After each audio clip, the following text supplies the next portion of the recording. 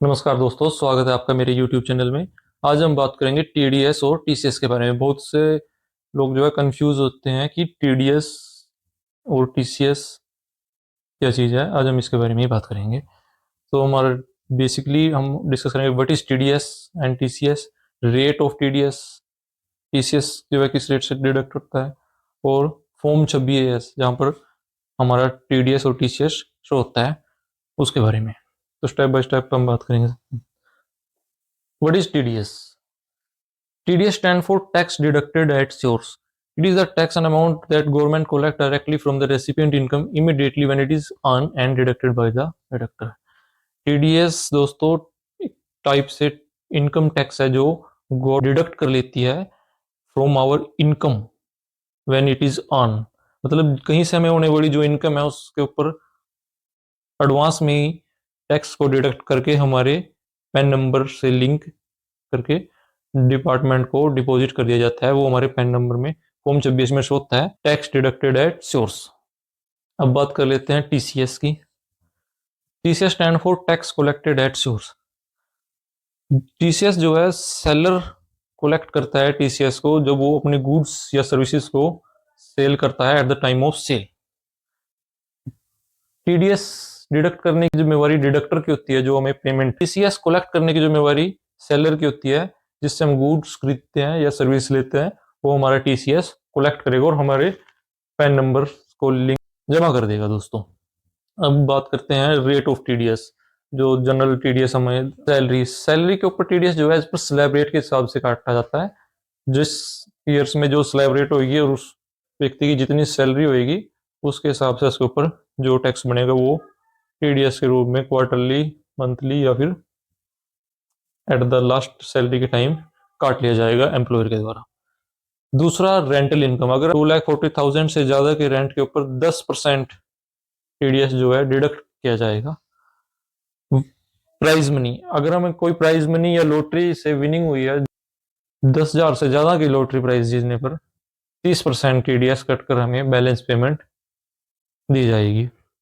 अगर हमें कहीं से ब्रोकरेज या कमीशन मिल रहा है दोस्तों, अगर वो 15,000 से ज्यादा मिल रहा है तो वहां पर भी 5% TDS कट कर ही हमें वह मिलेगा। जो मुख्य रूप से हमें देखने को मिलता है इंटरेस्ट ऑन फिक्स्ड डिपॉजिट्स। दोस्तों अगर हमें हमारी FDs बैंक में FDs हैं तो उनके ऊपर अगर हमारा इंटरेस्ट 40,000 से ज्यादा और अगर सीनियर सिटीजन के केस में 50,000 से ज्यादा का है तो 10% TDS बैंक हमारी इंटरेस्ट पर काट कर हमें इंटरेस्ट की बैलेंस पेमेंट करता है। और ऑफ इमूवेबल प्रॉपर्टी। अगर हम कोई लैंड, बिल्डिंग, प्लॉट्स को परचेज करते हैं, वो उसकी वैल्यू अगर 50 लाख से ज्यादा की है तो उसके ऊपर भी 1% TDS काट कर ही हमें आगे सामने वाले को, बायर को पेमेंट करनी पड़ेगी। अब हम बात करते हैं रेट ऑफ TCS दोस्तों नॉर्मली हमें जब हम कोई मोटर व्हीकल, हमें कार खरीदने के लिए जाते हैं और उसकी वैल्यू अगर एक्स शोरूम वैल्यू 10 लाख से ज्यादा की है तो उसके ऊपर भी 1% TCS जो है डीलर हमसे चार्ज करता है और हमारे पैन अकाउंट में डाल देता है। दूसरा, अगर हमें कोई सेल ऑफ स्क्रैप के बिजनेस में पेमेंट एक्स्ट्रा हमसे ली जाएगी। एल्कोहलिक लिक्विड, शराब के केस में भी यह 1% TCS कलेक्ट किया जाता है फ्रॉम बायर, खरीदने वाले से। सेल ऑफ फॉरेस्ट प्रोड्यूस, अगर हम प्रोड्यूस की सेल कर रहे हैं तो वहां पर भी 2.5% का TCS कलेक्ट किया जाएगा हमसे। और जो आखिरी है foreign tour programme. Foreign tour programmes के लिए भी रेमिटेंस के लिए 20% TCS जो है कलेक्ट किया जाता है। लेकिन अगर foreign remittance for education and medical purpose के लिए है, 7 लाख से ज्यादा है तभी 5% TCS कलेक्ट किया जाएगा। 7 लाख तक एजुकेशन और मेडिकल पर्पज के लिए फॉरेन रेमिटेंस एग्जाम्प्ट है फ्रॉम TCS। बात कर लेते हैं check the TDS and TCS deducted and collected by government through form 26।